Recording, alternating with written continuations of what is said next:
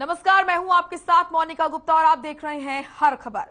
महंगाई से निजात कब, ये सवाल पूछ रही है आम जनता, क्योंकि लगातार पेट्रोल डीजल के दाम बढ़ रहे हैं, लगातार फल सब्जियों के दाम बढ़ रहे हैं, हर रोज इस्तेमाल होने वाली हर चीज के दाम बढ़ रहे हैं, जिससे कि आम आदमी पर महंगाई का डबल प्रेशर यहां पर बनता हुआ नजर आ रहा है। और ऐसे में आपको बता दें कि लगातार विपक्ष भी सरकार को घेर रहा है, लगातार महंगाई के विरोध में सड़क पर उतर रहा है विपक्ष। और इसी के साथ आपको बता दें कि आम जनता भी बेहद परेशान है। आपको बता दें कि पेट्रोल डीजल के दाम हर रोज बढ़ रहे हैं, सीएनजी पीएनजी के दाम बढ़ रहे हैं, ट्रांसपोर्टेशन की वजह से सब्जी और फल के ऊपर भी असर पड़ा है। फल सब्जियां भी महंगी हो रही हैं, हर रोज इस्तेमाल होने वाली चीजें लगातार महंगी हो रही हैं, जिसके बाद आम जनता बेहद परेशान है। और इसी वजह से ये सवाल लगातार आम जनता पूछ रही है कि आखिर महंगाई से निजात कब मिलेगी। हरियाणा प्रदेश में आपको बता दें कि कांग्रेस लगातार प्रदर्शन कर रही है केंद्र और प्रदेश सरकार के खिलाफ, और कांग्रेस का यही कहना है कि आखिर महंगाई पर काबू क्यों नहीं कर पा रही है प्रदेश और केंद्र सरकार।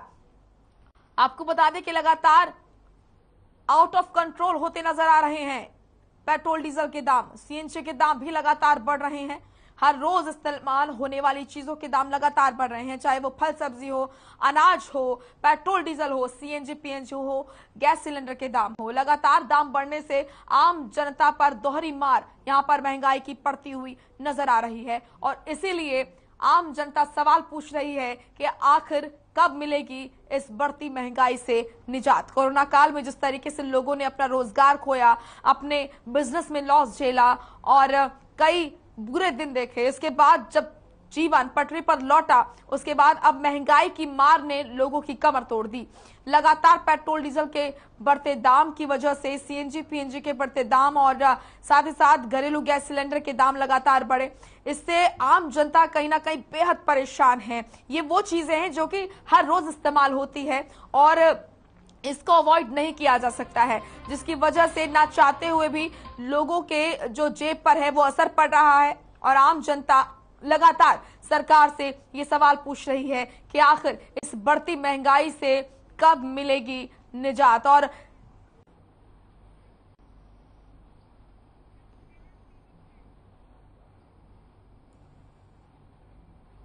बढ़ती हुई महंगाई ने आम जन की कमर तोड़ कर रख दी है। डीजल के भाव 97 रुपये से ऊपर चले गए हैं, वहीं पेट्रोल की अगर बात करें तो 106 रुपये से ज़्यादा भाव आज पेट्रोल के हैं। डीजल और पेट्रोल की लगातार बढ़ती कीमतों से आम जन परेशान है। गैस के दाम बढ़ चुके हैं, जैसे जैसे डीजल और पेट्रोल महंगा होता जा रहा है वैसे वैसे ट्रांसपोर्ट भी महंगा होता जा रहा है। ट्रांसपोर्ट महंगा होने की वजह से सब्जियां महंगी हो रही हैं, फल महंगे हो रहे हैं और इसके साथ साथ जो खाद्य सामग्री है वो भी महंगी होती जा रही है। आम जन त्राही त्राही कर रहा है और सरकार से गुहार लगा रहा है कि कैसे भी करके बढ़ते हुए महंगाई पर नियंत्रण किया जाए। लेकिन देखने वाली बात यह है कि सरकार कब लोगों की अपील पर ध्यान देती है, कब लोगों द्वारा की जा रही गुहार का असर सरकार पर होता है और कब इस महंगाई पर नियंत्रण किया जाएगा। अपने सहयोगी के साथ अनूप कुंडू, हर खबर हरियाणा। तो वहीं इस बढ़ती महंगाई पर ज्यादा जानकारी के साथ हमारे साथ जुड़े हैं अर्थशास्त्री आकाश जिंदल। आकाश जी, स्वागत है आपका हर खबर पर। लगातार इस बढ़ती महंगाई की वजह से आम जनता जो है वो खुद को ठगा हुआ महसूस कर रही है, त्रस्त महसूस कर रही है। सबसे पहले आपसे मैं ये जानना चाहूंगी सर कि ये जो बढ़ती महंगाई है, क्या संभावना नजर आ रही है, आखिर कब तक इसका सामना करना पड़ेगा जनता को? देखिए, रशिया यूक्रेन क्राइसिस की वजह से क्रूड ऑयल यानी कच्चे तेल के दाम जो है बहुत ज्यादा है। पीछे $139 पर बैरल तक पहुंच कर रहे थे, अभी भी as of now India speaking it's around $100 per barrel. तो अब क्या है कि 75 to 80% of the crude oil which India uses has to be imported. Now for that import we have to pay in US dollars. US dollar is also around 75 rupees 70%. So because number one, crude oil is costlier. Number two, since we have to import 75 to 80%, dollar is costlier. That's why petrol, diesel, all the derivatives of crude oil are costlier. Petrol prices have increased, diesel has increased, LPG has become costlier, CNG has become costlier. So everything has a cascading impact because of the high crude oil price. अभी हो क्या रहा है, देखिए पिछले 2 साल से हमें ग्लोबल दिक्कतों का सामना करना पड़ रहा है। पहले कोरोना का रिसेशन आई, 2 साल कोरोना ने हमें तकलीफ दी, जिसकी वजह से यहाँ पे अनएम्प्लॉयमेंट बढ़ी, लोगों की कमाई कम हुई, लोगों की इनकम कम हुई। अब कोरोना से हमें रिलीफ मिलना शुरू हुआ ही था। कोरोना में ओमिक्रॉन दिसंबर और जनवरी 2022 तक चला, फरवरी में उससे रिलीफ मिलना शुरू हुआ ही था कि एक और ग्लोबल प्रॉब्लम यानी कि रशिया यूक्रेन क्राइसिस हमारे सामने आके खड़ा हो गया। रशिया यूक्रेन वॉर हमारे सामने आके खड़ी हो गई, तो इस प्रॉब्लम ने हमारे लिए ऑयल प्राइसेस बहुत ज्यादा बढ़ा दी है और आम आदमी को भी दिक्कत बहुत ज्यादा है। तो मेरी ऑर्गेनाइजेशन आकाश चंद्र डॉक्टर का मानना है, आम आदमी की पहले तो कोरोना का रिसेशन की वजह से इनकम कम हुई, दूसरा उसके एक्सपेंडिचर बढ़ रहे हैं, इन्फ्लेशन बढ़ रही है, तो आम आदमी को डबल स्क्वीज मिल रहा है। Many people lost their jobs, बहुत अनएम्प्लॉयमेंट है इस समय देश में कोरोना की वजह से। अब मेरी ऑर्गेनाइजेशन आकाश चंद्र डॉक्टर का मानना है, देश में 2 तरह की अनएम्प्लॉयमेंट। एक तो वो लोग जिन्होंने इंजीनियरिंग की हुई है, MBA की हुई है, जॉब्स नहीं है। दूसरी वो अनएम्प्लॉयमेंट है जहां लोग अंडर एम्प्लॉयड है। अंडर एम्प्लॉयड का मतलब जो आदमी 1 लाख रुपए महीना सैलरी डिजर्व करता है, जिसका क्वालिफिकेशन, जिसका टैलेंट, उसको क्योंकि 1 लाख रुपए महीना की जॉब नहीं मिल रही, तो उसे मजबूरी में कहीं ना कहीं 30,000 या 35,000 महीना की जॉब करनी पड़ रही है, जबकि उसका टैलेंट और क्वालिफिकेशन और एक्सपीरियंस डिजर्व करते हैं 1 लाख रुपए। अब वो क्या है, वो भी एक तरह की अनएम्प्लॉयमेंट है, जिसे हम अंडर एम्प्लॉयमेंट कहते हैं। तो दोनों चीजों की वजह से आम आदमी की कमाई कम है, खर्चे बढ़ते जा रहे हैं।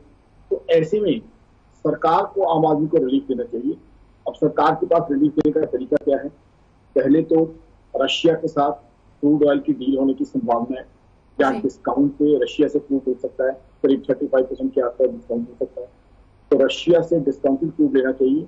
उसमें हमें अमेरिका की परवाह नहीं करनी चाहिए, क्योंकि अमेरिका की पहले भी कई कंट्रीज ने अमेरिका की बातों की परवाह नहीं की। 2 महीने पहले अमेरिका ने पूरे ग्लोबल वर्ल्ड को कहा था कि क्रूड ऑयल के जो आपके रिजर्व हैं उसमें से कुछ ऑफलोड कीजिए। चाइना ने उसका उल्टा किया, rather than offloading it's reserve they started adding on their reserve. Similarly और कंट्रीज में भी कई ऐसे मौके आए हैं जब अमेरिका की बात नहीं मानी। यूरोप भी जो है रशिया से गैस ले ही रहा है, तो ऐसे में हमें रशिया से डिस्काउंटेड क्रूड ऑयल लेना चाहिए। दूसरा है टैक्सेस जो है पेट्रोल डीजल में एक काफी बड़ा कंपोनेंट होता है।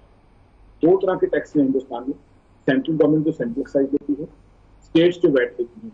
तो मेरी ऑर्गेनाइजेशन आकाश चंद्र डॉक्टर का मानना है कि दोनों टैक्सेस में भी जो है कमी आनी चाहिए, ताकि आम आदमी को रिलीफ मिलना चाहिए। क्योंकि आम आदमी के खर्चे जो हैं बढ़ते जा रहे हैं, कमाई उसकी जो कम होती जा रही है, तो आम आदमी के लिए बहुत ही एक विकट परिस्थिति है, बहुत ही एक डायलेमा में वो है कि मैं किस तरीके से अपना खर्चा निकालूं, किस तरीके से अपनी जिंदगी गुजारूं। और आम आदमी को रिलीफ देना सरकार की ड्यूटी है। मानता हूं इस सब में सरकार की कोई गलती नहीं, ये दोनों ग्लोबल प्रॉब्लम्स हैं, कोरोना भी और यूक्रेन रशिया वॉर भी। बट आम आदमी रिलीफ तो सरकार से ही चाहेगा ना, उसने सरकार को वोट चाहिए, पायदारी है, तो चाहे ग्लोबल प्रॉब्लम्स है, लेकिन सोल्यूशन तो गवर्नमेंट से चाहिए और गवर्नमेंट को इसमें सोल्यूशन देना चाहिए, सरकारों को इसको सोल्यूशन देना चाहिए। क्योंकि आकाश जी, जैसे कि आपने कहा कि सरकार की इसमें कोई गलती नहीं है, लेकिन जो जनता है वो तो सरकार की तरफ ही टकटकी लगाए बैठी है, उम्मीद उन्हीं से है क्योंकि वोट उनको दिया है। यहाँ पर समस्या ये आ गई है कि यहाँ पर सिर्फ 1-2 चीजों के दाम नहीं बढ़े हैं, हर वो चीज जो कि हर रोज इस्तेमाल होती है, चाहे हम फल सब्जी की बात करें, अनाज की बात करें, दाल चावल की बात करें, या फिर petrol diesel, CNG PNG, gas cylinder, हर चीज के दाम यहाँ पर बढ़ रहे हैं। तो हर तरफ से यहाँ पर महंगाई की मार जो है आम जनता पर पड़ रही है। ये जो है ये आखिर क्यों हो रहा है? हर चीज के दाम एक साथ आखिर क्यों बढ़ रहे हैं? देखिए, जितनी चीजें आपने गिनाई हैं वो सब के सब क्रूड ऑयल के डेरिवेटिव हैं, यानी क्रूड ऑयल से कहीं ना कहीं कनेक्टेड है। क्योंकि क्रूड ऑयल के दाम बढ़ रहे हैं जी, तो लगातार महंगाई बढ़ने से आम जनता त्रस्त है। हमारे साथ अर्थशास्त्री आकाश जिंदल लगातार जुड़े हुए थे और उन्होंने बताया कि किस तरीके से और आखिर क्या वजह है जिसकी वजह से जो महंगाई है वो बढ़ रही है और क्या कारण है और क्या रणनीति है जिसको अपनाकर जो केंद्र सरकार है, जो प्रदेश सरकार है, वो कहीं ना कहीं आम जनता को थोड़ी बहुत राहत इस बढ़ती महंगाई से दे सकती है। तो लगातार हमारे साथ अर्थशास्त्री आकाश जिंदल जुड़े हुए हैं। आकाश जी, अपनी बात पूरी कीजिए।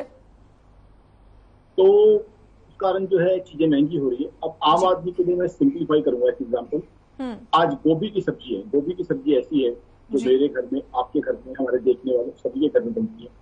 अब पहले क्योंकि डीजल प्राइस महंगी है तो वो गोभी क्या है, वो किसान भाई के खेत से जो रसोई तक आती, उसके बाद क्या है, वो गोभी जो है पकनी एलपीजी पे है। एलपीजी महंगी है तो गोभी की प्रोसेसिंग महंगी हो रही है। तीसरा, गोभी बननी है सरसों के तेल में। सरसों का तेल भी क्योंकि यूएस डॉलर महंगा है तो सरसों का तेल भी रेट बढ़ने के बाद हल्का सा कम हुआ है, बट अभी भी रेट बढ़ा हुआ है, तो सरसों का तेल भी महंगा है।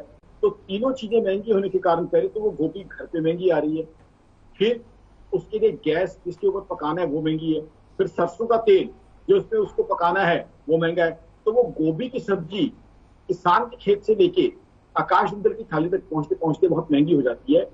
यही इस देश के आम आदमी का दर्द है, यही तकलीफ है, और सरकारों को इसमें देखना चाहिए। सरकार को इसमें रिलीफ देना बहुत बहुत जरूरी है। और हालात मैं बता दूं दर्शकों को, जी हिंदुस्तान में नहीं बिगड़े हुए हालात। अगर आपको बाकी कंट्रीज का मैं बता दूं, मैं आपको जो है 10 सेकंड में बाकी डेटा भी दे दूं। आज हमारे पड़ोसी मुल्क श्रीलंका की बात करें, वहां पेट्रोल की कीमत है 250 रुपए लीटर, वहां डीजल की कीमत है 200 रुपए लीटर। दूसरे पड़ोसी मुल्क पाकिस्तान की बात करें, वहां पेट्रोल की कीमत है 150 रुपए लीटर। श्रीलंका की बात करें, हमारे यहाँ हिंदुस्तान में यूएस डॉलर है 75 रुपीज 70 पैसा का। श्रीलंका में जो यूएस डॉलर है उसका रेट अभी चल रहा है 315 रुपए। सिमिलरली अगर पाकिस्तान की बात करें, वहां यूएस डॉलर का रेट चल रहा है 188 रुपए। शुरू में जब ये समस्या आई थी रशिया यूक्रेन, मैंने तमाम नेशनल चैनल और आपके चैनल पे भी ये चीज प्रेडिक्ट की थी कि इसकी वजह से दुनिया की सारी कंट्रीज इंपैक्ट होंगी, चाहे वो रशिया और यूक्रेन से कितनी भी दूर हो। और वही चीज हो रही है।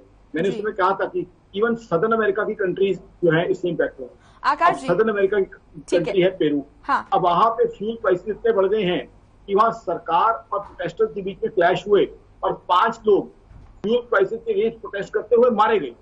तो ये दुनिया भर का फिनोमिना है। जो मैं कहना चाहता हूँ, बात हिंदुस्तान की नहीं, चाहे श्रीलंका की बात करें, चाहे पाकिस्तान की बात करें, या कई हजार किलोमीटर दूर पेरू की बात करें, सभी जगह ये समस्या है।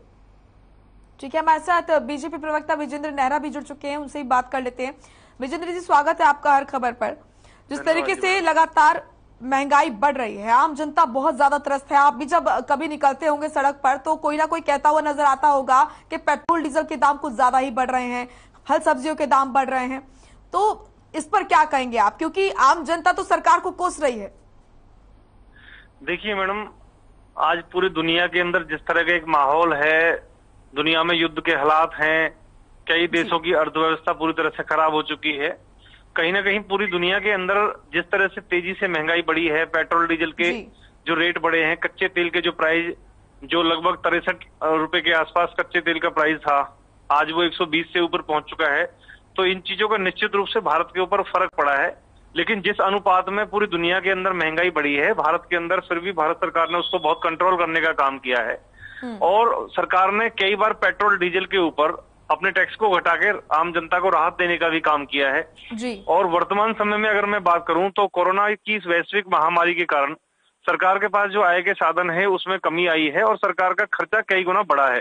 चाहे स्वास्थ्य के क्षेत्र में खर्चा बढ़ाने की बात हो, चाहे प्रधानमंत्री गरीब कल्याण अन्न योजना के माध्यम से, अकेली गरीब कल्याण अन्न योजना के माध्यम से 3,40,000 करोड़ रुपए का अतिरिक्त खर्च भारत सरकार को करना पड़ा है, जो 80 करोड़ गरीब लोगों को लगभग 2 साल से सरकार उनको गेहूं और चावल देने का काम कर रही है और उसको 6 महीने और बढ़ा दिया है।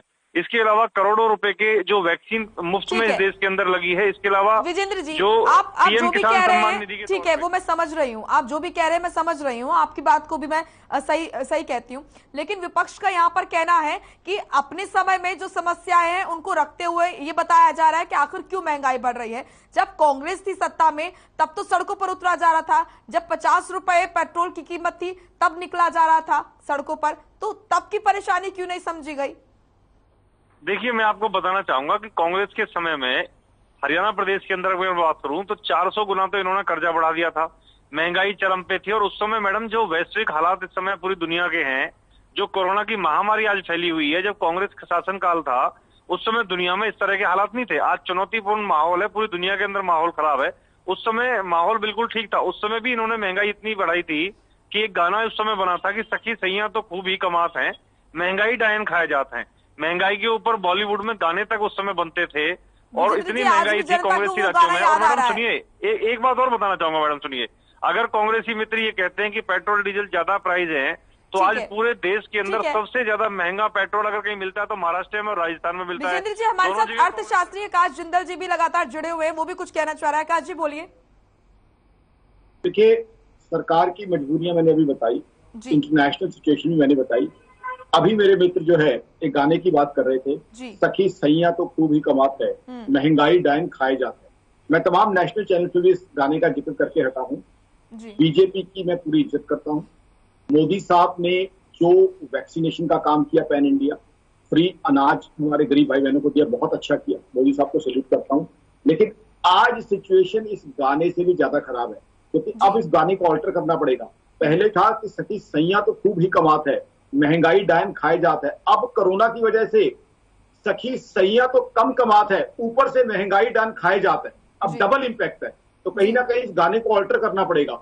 अगर पहले समय में ये था कि सही सखी, ये तो सखी के सैया है, his income has also nose dived, not only has his expenditure increase, so there is a double impact on that सखी सैया। That is something which needs to be understood. पहले कम से कम सैया कमा तो रहे थे, इस बार तो कमा भी रहे तो कम कमा रहे हैं, और ऊपर से महंगाई की भी मार आम जनता पर। देखिए मैडम, एक तो आपने जो कांग्रेस वाली बात की ना, वो अधूरी छूट गई थी, उसको कंप्लीट कर लेता हूँ कि कांग्रेसी राज्यों में आज सबसे ज्यादा महंगा अगर पेट्रोल डीजल कहीं है तो महाराष्ट्र में, राजस्थान और छत्तीसगढ़ में है। वहां पे कांग्रेस की सरकारें हैं। हाँ। इनको चाहिए कि पहले अपने राज्यों के अंदर जो अपने राज्य का जो टैक्स है, वैट है, उसको ये घटाने का काम करें और उसके बाद में ये एग्जाम्पल के तौर पे ये बोलें कि देखिए जी हमने घटाया है, आप भी घटाइए। हमारी सरकार ने आप मेरा इंट्रोडक्शन दे दीजिए, मैं कांग्रेस से नहीं हूँ, इकोनॉमिस्ट हूँ। मेरे ख्याल मेरा इंट्रोडक्शन नहीं है इनको, आप मेरा इंट्रोडक्शन इनको दे दीजिए भाई साहब को।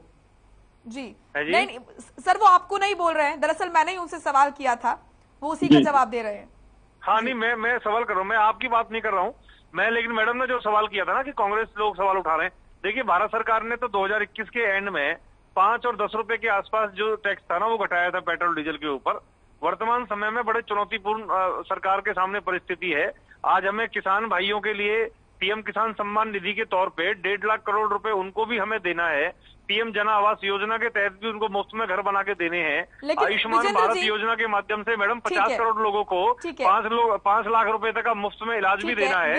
आज मैम 16, सुनिए मैडम, आज 16 किलोमीटर की जगह 48 किलोमीटर डेली इस देश के अंदर हाईवे बनाने का हमारी सरकार ने काम किया है। तो कहीं ना कहीं हमें सोचना चाहिए, गैस सिलेंडर फ्री में उज्ज्वला योजना के माध्यम से हम लोग देश में दे रहे हैं, तो ये सारा पैसा कहाँ से आएगा? आप मुझे बताइए, पैसा कहाँ से आएगा? विजेंद्र जी, ठीक है, जो आप कह रहे हैं वो तमाम कार्य हो रहे हैं, लेकिन आप इस बात को भी मानेंगे, हालात चाहे कुछ भी हो विश्व स्तर पर, लेकिन ये भी आप मानेंगे कि अभी सबसे बुरा दौर चल रहा है आर्थिक तौर पर, अगर हम देखें देश में मंदी का।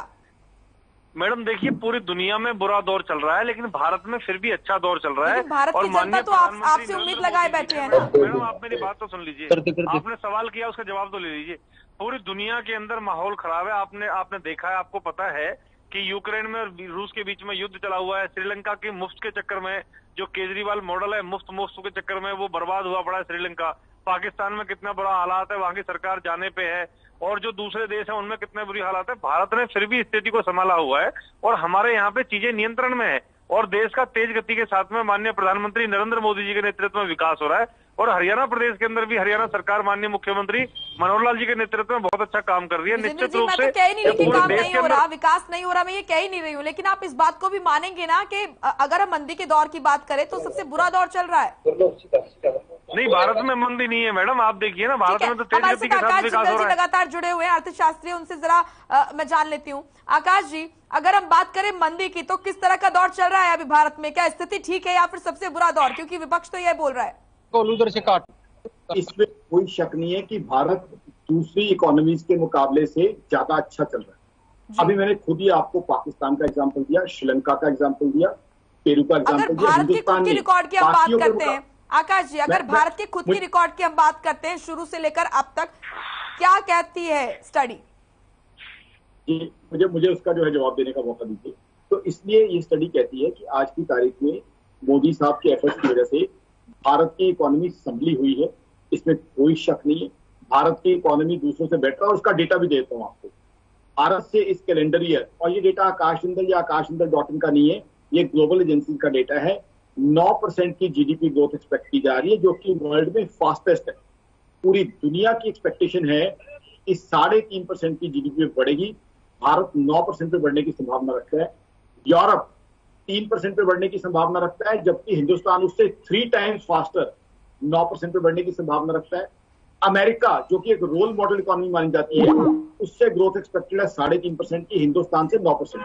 तो हिंदुस्तान की स्थिति दूसरों के मुकाबले अच्छी है। बट मेरा सवाल बीजेपी से विद ड्यू रिगार्ड्स ये है कि आपने क्या सारा टैक्स यही सोच रखा है पेट्रोल डीजल से लेना है? आपके पास जीएसटी कलेक्शन है, इनकम टैक्स कलेक्शन है, इकोनॉमी की जीडीपी को और बढ़ाइए तो आपके पास उधर से कलेक्शन आ जाएगी। अगर महंगाई बढ़ती रहेगी तो जीडीपी भी उस तरीके से ग्रो नहीं कर पाएगी, because inflation is something which keeps directly into GDP growth. मेरा सवाल यहाँ पे ये है कि बीजेपी के नेशनल चैनल्स पे प्रवक्ता जब मेरे साथ बैठते हैं, वो सारी ग्रोथ जितनी भी देश के अंदर ग्रोथ हो रही है, वो सारा टैक्स ऐसा लगता है कि उन्हें शायद ये लगता है पेट्रोल डीजल से ही आना है। यहाँ पे मेरा कॉन्ट्रोडिक्शन है इनसे। आपके पास टैक्स के और सोर्सेज है, जीएसटी कलेक्शन है, इनकम टैक्स कलेक्शन है, आप जीडीपी बढ़ाइए, कंट्री को ग्रोथ दीजिए, जीएसटी कलेक्शन बढ़ेगा, इनकम टैक्स कलेक्शन बढ़ेगा और कई तरह के टैक्सेस हैं। आप ये क्यों मान लेते हैं कि सब लोगों की दवा वही टैक्स है जो पेट्रोल और डीजल से लेना है? यहाँ मेरा इनसे कॉन्ट्रोडिक्शन है। ठीक है विजेंद्र जी, क्या आप सुन पा रहे हैं? अगर आप सुन पा रहे हैं तो जवाब दीजिए, उसके बाद फिर मैं प्रवीण जी के पास जाऊंगी। हमारे रिपोर्टर भी, हमारे ब्यूरो चीफ जुड़े हुए लगातार। जवाब दे देता हूँ मैडम। देखिए, पहले तो मैं बताना चाहूंगा कि अर्थशास्त्री जो है ना, वो बहुत अच्छी जानकारी रखते हैं। उन्होंने खुद ही कहा कि भारत जो है ना सबसे तेज गति से ग्रोथ कर रहा है और विकास हो रहा है हमारा। लेकिन उनको मैडम सुनिए, हाँ, उन्होंने जो बोला ना पेट्रोल डीजल के विषय में जो उन्होंने बात की है ना, मैं थोड़ा बताना चाहूंगा। उनको जानकारी में भी होगा कि कांग्रेस जब अपने शासनकाल में थी तो 1,40,000 करोड़ रुपए के जो ऑयल बॉन्ड थे, उसका 9,960 करोड़ रुपए तो हर साल हमें ब्याज देना पड़ता है मैडम। इतना भारी हम उनका जो कर्जा है कांग्रेस हमारे ऊपर करके गई है तेल के मामले में। और दूसरा 2010 के अंदर और 2014 के अंदर पेट्रोल डीजल को उन्होंने बाजार के हवाले करने का काम किया। मुझे आप बताइए सरकार का इसमें क्या रोल है? पेट्रोल डीजल बाजार के हवाले किया कांग्रेस पार्टी ने। ऑयल बॉन्ड के रूप में इस देश के ऊपर मुफ्त में रेवड़ियां बांटने का काम किया कांग्रेस पार्टी ने। उसका कर्जा भरने का काम, उसका ब्याज चुकाने का काम कौन कर रहा है? हम अभी तो मैडम 2026 तक हमें पेट्रोल डीजल के ऊपर हमें ब्याज चुकाना है जो कांग्रेस पार्टी ने लिया हुआ है। और मैडम सुनिए, 80% आयात करते हैं हम तेल बाहर से। कांग्रेस पार्टी की गलत नीतियों के कारण इस देश की नीति ऐसी बनाई कि हम तेल पे कभी आत्मनिर्भर बन ही नहीं पाए। तो इस कारण पूरा नुकसान भारत देश को हुआ है। आपको जनता लाइन, आप बनाइए, इतना समय आपको दिया, बनाइए आत्मनिर्भर पेट्रोल डीजल को लेकर देश को। देखिए, हम तो बना रहे हैं ना मैडम। पहले के मुकाबले हम लोगों ने बहुत बेहतर प्रयास किया है और धीरे-धीरे उसके नतीजे सामने आ रहे हैं। सरकार की दुआई देते देते आप कब तक बचेंगे? क्योंकि जनता ने आपको सत्ता में इसलिए लाया है क्योंकि वो त्रस्त थी पिछली सरकारों से, और आपके काम जो है वो दिखे और आप जनता को राहत दें, इसलिए तो आपको चुना है जनता ने। ठीक है, मैं आपके पास भी आऊंगी। आकाश जी कुछ कहना चाह रहे हैं? प्रवीण जी के पास में जाऊंगी। आकाश जी से पहले हमारे ब्यूरो चीफ लगातार जुड़े हुए हैं। प्रवीण जी, देखिए अर्थशास्त्री क्या कह रहे हैं, राजनेता क्या कह रहे हैं, ये तो इंपॉर्टेंट है ही, लेकिन आम जनता, क्योंकि आप फील्ड पर रहते हैं, किस तरीके से क्या कुछ बातें हो रही है, क्या प्रतिक्रिया आम जनता की तरफ से आ रही है और किस तरीके से त्रस्त नजर आ रही है आम जनता? क्योंकि यहाँ पर लोगों के बीच में इस तरह की बातें नहीं होती है कि ये टैक्स हो गया, ये हो गया, या फिर विश्व स्तर पर अगर हम स्थिति को देखें तो इस वजह से महंगाई बढ़ रही है। आम जनता को चाहिए कि मेरे घर में रोटी क्यों नहीं आ रही है, मैं आखिर फल सब्जी क्यों नहीं खा पा रहा हूं, तो आखिर जनता क्या कह रही है? ये मोनिका बिल्कुल सही बात आपने कहा कि जनता को अर्थशास्त्रियों की बात ना समझ आती है और ना ही जो राजनीतिक है उनकी बात के किस सरकार के समय में क्या हुआ, किस सरकार ने कितना बकाया छोड़ा। जनता को चाहिए कि उनके घर का चूल्हा जो है वो रोज जले और उनके बच्चे जो एक स्वस्थ भोजन खा सके। लेकिन अगर आज की बात करें, जो महंगाई का जो दौर है, यहाँ पे रसोई में सब्जियां तक पहुंचना मुश्किल हो गया है। बाजार की अगर हम बात करें तो नींबू जो 270 और 300 रुपए किलो तक बिक रहा है, जो कि इस गर्मी के मौसम में हर घर की रोजमर्रा की जरूरत है। इसके अलावा जो हरी सब्जियां गर्मियों में खाई जाती हैं उनके भी दाम जो है आसमान को छू रहे हैं और उसका जो सीधा असर है वो हर आम आदमी की रसोई पर पड़ता नजर आ रहा है, उसके परिवार पर पड़ता नजर आ रहा है, जिसको लेके आम आदमी काफी त्रस्त नजर आ रहा है। अर्थशास्त्रियों के हिसाब से चाहे देश की स्थिति अच्छी हो रही है, लेकिन अगर आम जनता के बीच जाकर ये राजनीतिज्ञ और अर्थशास्त्री देखे तो जनता त्राहिमाम कर रही है, क्योंकि जिस तरह से तेल के रेट तेजी से बढ़ रहे हैं, एक आम आदमी जो रोज अपनी ड्यूटी को बाइक से अपनी ड्यूटी पे जाता है, उसके लिए बड़ा मुश्किल हो गया है अपनी ड्यूटी पे जाना कि वो किस तरह से मैनेज करे, क्योंकि सैलरी उतनी है, कोई एक्स्ट्रा इंसेंटिव नहीं मिल रहा है, लेकिन उसको ड्यूटी पर तो जाना है। तो कहीं ना कहीं ये बढ़ते तेल और गैस के दाम, जैसे सीएनजी अभी पिछले 10 ही दिनों में 30% के करीब इजाफा हो गया। जो एनसीआर में जो वाहन माल ढोते हैं वो सीएनजी से चलते हैं। जब सीएनजी में इजाफा हुआ तो उन्होंने भी ढुलाई बढ़ा दी और जो खाद्य वस्तु हैं वो अचानक से आसमान को दाम छूने लगे। तो कहीं ना कहीं जनता बहुत परेशान है इस महंगाई पे और लगातार सरकार से गुहार लगा रही है कि कहीं ना कहीं सरकार इसको कंट्रोल करे और उन्हें राहत देने का काम करे। ठीक है विजेंद्र जी, सुना आपने, जमीनी हालात ये हैं, जनता ये बोल रही है। आपके पास भी आऊंगे, लेकिन आकाश जिंदल जी कुछ कहना चाह रहे थे आपकी बात पर। आकाश जी, आपने सुना ये भारी भरकम जो शब्द है ना, टैक्स स्लैब या फिर विश्व स्तर पर विश्व युद्ध हो रहा है, इन तमाम चीजों से ना आम जनता को सबसे पहले अपने घर में रोटी चाहिए सर, वो उसको नहीं मिल पा रही है। पेट्रोल डीजल महंगाई, जो हर रोज चीजें इस्तेमाल होने वाली महंगी हो रही है, उसका सीधा असर लोगों पर पड़ रहा है, आम जनता पर पड़ रहा है। उसके लिए क्या करे जनता? बिल्कुल सिंपल बात है, मेरे से आम आदमी को घर में सब्जी चाहिए, विजेंद्र जी आपके चाय चाहिए, और जाहिर सी बात है सब्जी उसकी महंगी हो रही है, दूध उसका महंगा हो रहा है, चाय हर घर में बननी है, सब्जी हर घर में बननी है। और इनके पास एक बहुत सिंपल सोल्यूशन था। मैं दोनों पॉलिटिकल पार्टी, चाहे बीजेपी है चाहे कांग्रेस है, रीजनल पार्टी, सबको लेके जाना चाहूंगा। सितंबर 2021 बहुत पहले का वक्त ही था, जीएसटी काउंसिल की मीटिंग थी। एजेंडा था कि पेट्रोल और डीजल को जीएसटी में लाया जाए या नहीं। अब अगर पेट्रोल और डीजल को जीएसटी में लाया जाता तो जीएसटी में हाईएस्ट टैक्स का स्लैब है 28%। ठीक है, इमीडिएटली पेट्रोल और डीजल सस्ता हो जाता। अब जीएसटी काउंसिल में किस किस की वोट थी? बीजेपी, क्योंकि सेंटर में भी है और कुछ स्टेट्स में भी है, तो बीजेपी की वोट थी जी। कुछ स्टेट्स में कांग्रेस थी। समय का अभाव है, पंजाब में बात कंप्लीट कीजिए। मैं विजेंद्र जी से भी देखिए मैडम, पेट्रोल डीजल की जो जीएसटी में लाने की बात की है ना जी, बीजेपी, कांग्रेस और रीजनल पार्टी सभी के पास वोट थे, लेकिन जीएसटी में नहीं लाया गया। तो मैं ये पॉलिटिकल पार्टी से पूछना चाहता हूँ, जिस दिन आम आदमी को रिलीफ देने का मौका था, उस दिन आपने उस फेवर में वोट किया क्या? ठीक है, ठीक है विजेंद्र जी, लास्ट कमेंट आपसे जल्दी से। मैडम देखिए, भारतीय जनता पार्टी की भारत सरकार पेट्रोल डीजल को जीएसटी में लाना चाहती थी और वित्त मंत्री निर्मला सीतारमण जी ने बकायदा लोकसभा में खड़े होकर इसका प्रस्ताव रखा था।